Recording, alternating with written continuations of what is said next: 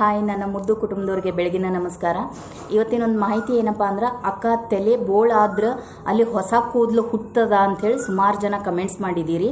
ಎಂಥ ತಲೆಯಲ್ಲಿ ಕೂದಲು ಉದುರಿ ಬೋಳಾಗಿತ್ತಂದ್ರು ಇದೊಂದು ಮನೆ ಮದ್ದು ಮಾಡಿ ನೋಡ್ರಿ. ಒಂದು 3 ತಿಂಗಳಿಗೆ ಸತತವಾಗಿ ನೀವು ಇದನ್ನು ಯೂಸ್ ಮಾಡ್ತಾ ಹೋದ್ರಿ ಅಂತಂದ್ರೆ ಅಲ್ಲಿ ಹೊಸ ಕೂದಲು ಹುಟ್ಟುತ್ತದೆ.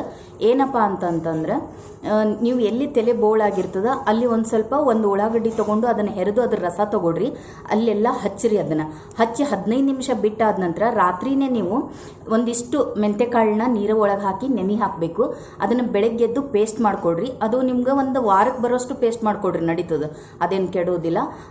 ಆ ಪೇಸ್ಟ್ನ ನೀವು ಎಲ್ಲಿ ಉಳ್ಳಾಗಡ್ಡಿ ರಸ ಹಚ್ಚಿರ್ತೀರಲ್ಲ 10 ನಿಮಿಷ ಆದ ನಂತರ ಈ ಪೇಸ್ಟ್ನ ಹಚ್ಚಿ ಸ್ವಲ್ಪ ಲೈಟಾಗಿ ಮಸಾಜ್ ಮಾಡಿ ಅದನ್ನು 1 ತಾಸು ಹಾಗೆ ಬಿಟ್ಟು ಆಮೇಲೆ ತಲೆ ಸ್ನಾನ ಮಾಡಿರಿ. ಈ ರೀತಿ ಮಾಡ್ತಾ ಬರ್ರಿ, ಹೊಸ ಕೂದಲು ಹುಟ್ಟುತ್ತದೆ. ದೇವ್ರು ಎಲ್ಲರಿಗೂ ಒಳ್ಳೇದು ಮಾಡಲಿ.